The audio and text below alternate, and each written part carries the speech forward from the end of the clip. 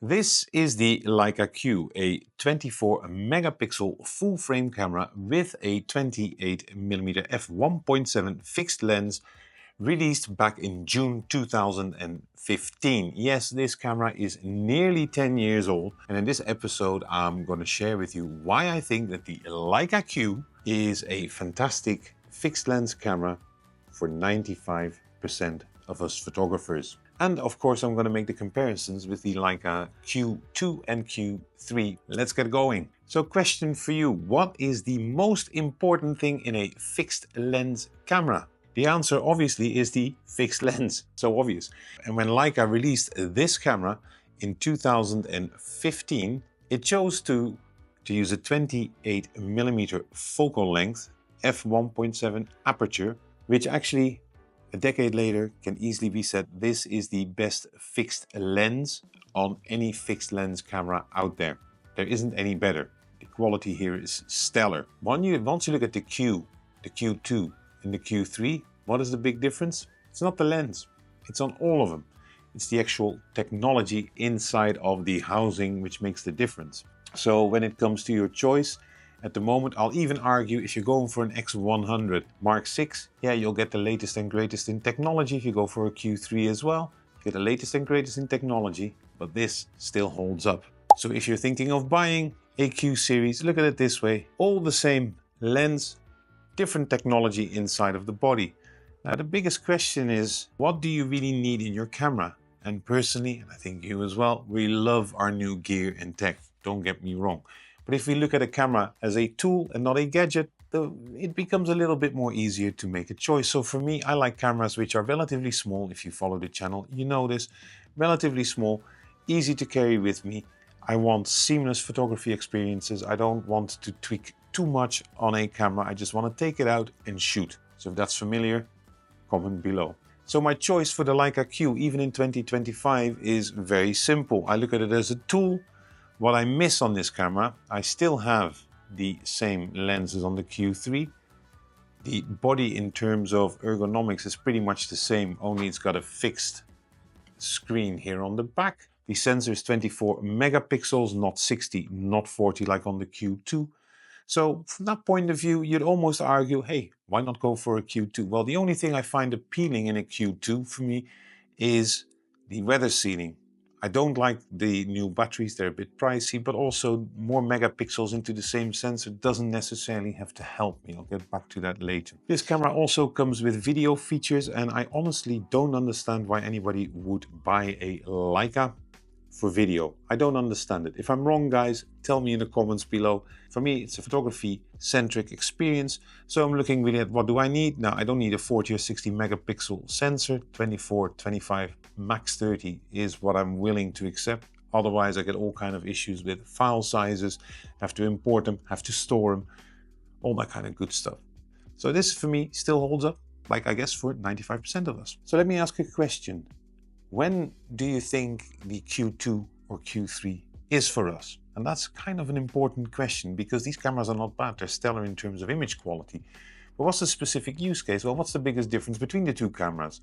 The Q2, 40 megapixel sensor, same processor as on the Q, weather sealed, different battery, slightly little bit more advanced technology, better autofocus.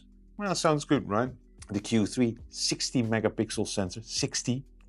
60, not 16, 60, flippy screen, 8K video. We all want 8K video, right? No, I don't, but still could be use case for you. Powerful battery, better autofocus. So all of that you think, hey, that's all things that I need. Well, here's the thing. The gadget man in me says, oh yeah. The tooling man in me says, oh no. The only way I can justify 40 megapixels is 60 megapixels is if I would be printing or I would have commercial work and a client of mine would ask, hey, I need all these pictures in prints, preferably 300 ppi. Yeah, so, and I want them on an A1 or an A0 or maybe even bigger.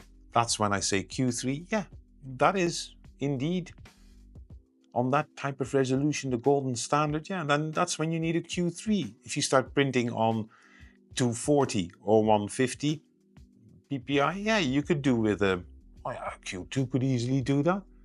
Now I'm talking about the resolution sizes. You need to have bigger pictures.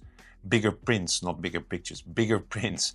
But the part here is that most of us will never print bigger than A3, at least not in my experience. Let me know in the comments below if you actually print A2 or higher on a LEICA Q.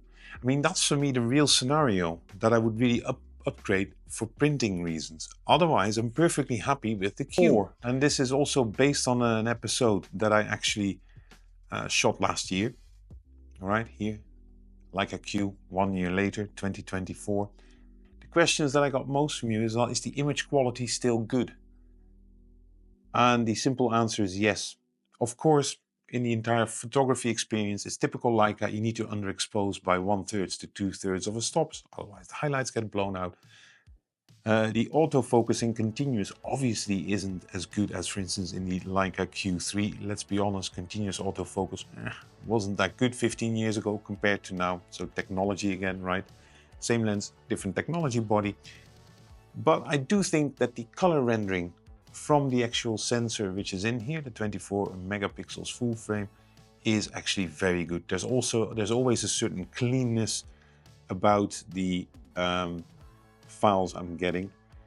And I'm also always pleasantly surprised, because that's one thing, the EVF and the back screen, if you start looking at your pictures there, you might be very disappointed. It's really better to put them into your Lightroom or any editing software and you really see how good the pictures are. And they're really good. I like the feel of the pictures.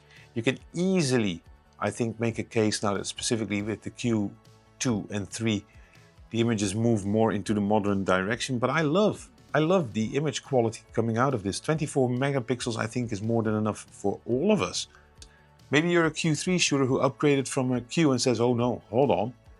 No, the image quality is way better because of that 60 megapixel sensor. You can nicely crop in a lot more. Then I will challenge you. Because I believe if you want to crop in more to your subjects, get closer. I know, hate me in the comments. Now, isn't the Q, a 10-year-old full frame camera, a little bit expensive? Isn't it? Well, yeah, you're right. If you purely look at the money, $2.5 grand, you get a lot of different cameras for that nowadays. You know, a Sony A7 III from 2018 now goes for $700. A Lumix S5 goes for the same price. You're going to be saving pennies on this. So from that perspective, yeah, you're right. But if you look at it from another perspective, it is actually the cheapest way now with the Q to enter the LEICA full frame system. So let's call this a gateway camera, a gateway into LEICA. That's why I also think it's perfect for 95% of us. Because for this price, you're getting the best fixed lens camera there is in terms of the lens. You're getting the unique experience of a LEICA camera. You're also, and this is where you're in luck, the LEICA Q doesn't have the standard LEICA batteries like you see in the Q2 and the Q3. Those batteries are pretty pricey. I think they're about $150 if you buy them new. These ones are $15. These are Panasonic batteries. They're very small. You also get very good deals. You get things like this, the LEICA. You get the LEICA grip, and I bought an additional finger loop available in 3 sizes. So you have a nice little bit of grip. So I really think from the LEICA experience, you get good value for money. The shooting experience is stellar. It's absolutely fantastic. The image quality is really good out of it. And these cameras are built like tanks.